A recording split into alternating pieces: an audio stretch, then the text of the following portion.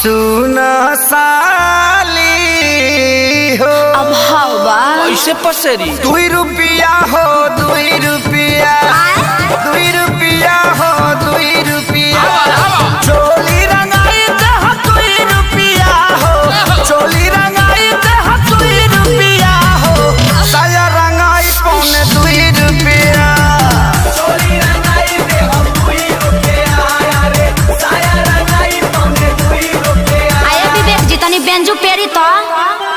जो खपे चुका रहिया से खोदी जन बतना जनवा जाए या जे जागे कि जाना वहाँ जाए या जे जागे तो हट दोसरा के धनवा जनवा वहाँ जाए या जे जागे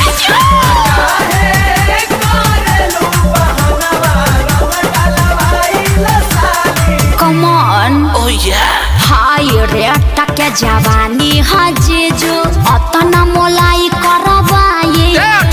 हजारा 2000 तक कुछाओ नइखे लाखों में हम बतियाए ना अरे नहीं करो ना चीनी यारा रंग सरे ई तो होली के भेकसी नहीं उड़ी बाबा रंग सरे ई तो खपेरा मसी नहीं दोसर दुआर जाके देखी ओनिया रंग फेंकी छिट्टा मालो ना भेटाई अरे कहता आधा काठा लिख दे हबखे अरे पूरा लिख दे बाकी डालब भर पे आरी खेत बेचवा बनबो का ब्यास तो तहार का जाता 2 रुपया हो 2 रुपया फिर उहे बाप 2 रुपया हो 2 रुपया चोली रंगाई दे हो 2 रुपया हो No. चोली रंगाई दे हो 2 रुपया साया रंगाई पौने 2 रुपया चोली रंगाई दे हो 2 रुपया रे साया रंगाई पौने 2 रुपया।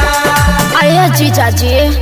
तो मैं उम्मीद करता हूँ मेरा डांस वीडियो आप लोगों को बहुत ही अच्छा लगा होगा, तो प्लीज यार वीडियो को लाइक कर दीजिए और एक प्यारा सा कमेंट का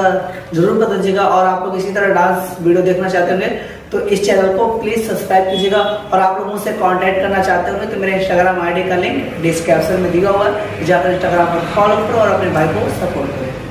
लव यू।